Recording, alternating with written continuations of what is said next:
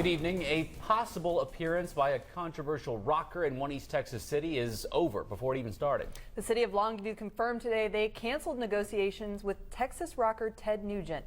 The city's promoter was working to secure a headliner for their 4th of July festival and concert. And as our Cody Lillick reports, the city had to pay for a concert that wasn't even confirmed. We decided that wasn't the direction we wanted to go for the festival. A change of heart for Longview's 4th of July celebration. After being in discussions with a booker for rocker Ted Nugent to headline a ticketed concert, the city decided to cancel talks. So that's been going since January, and they were just in discussions with different artists, and then I think more seriously in discussions with him probably in early February. Harris said the decision to back out of planning happened in mid-February. That's about the same time Nugent was in the middle of a controversy for his comments made about the president while campaigning for gubernatorial candidate Greg Abbott.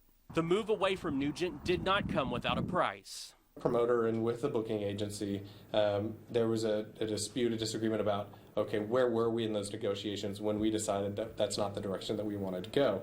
And the city agreed to pay $16,000 to stop discussions. That's half of the amount Nugent would have been guaranteed if the performance happened. That was a very expensive political correctness. It's a move Gregg County Republican Chair Keith Rotra says he doesn't agree with. I'm sad that City of Longview has done this. I think it was done because of a great deal of political correctness, political pressure. The city says Nugent's latest controversy is only one of the reasons they decided to back out. The money paid is coming from the Mod Cop Convention Center's budget, and they'll make adjustments as necessary to help them recover. We still have the ability to make a concert happen. It's not going to impact us in any way. Now they say they're hunting for that headliner to take the Mod Cop stage this July 4th. In Longview, Cody Lillick, KLTV 7 News.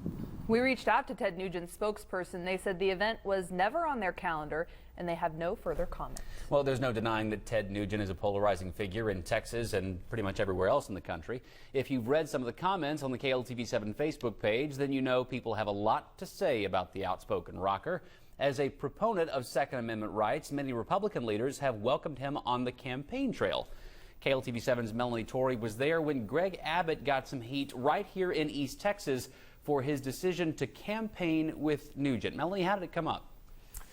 Well, Taylor, I did speak with Greg Abbott about a month ago when his campaign stopped here at a Tyler restaurant to speak with local supporters. His stop here came just days after a joint appearance with Ted Nugent.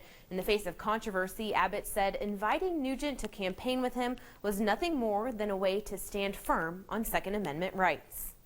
Ted Nugent was a way to expose Wendy Davis for her flip-flopping on gun-related issues. Abbott stayed focused on his message and ignored other questions about campaigning with musician Ted Nugent. But this is Texas. Finding someone who is pro-guns is not that hard. Why does it have to be Ted Nugent? What's your question? That was the question.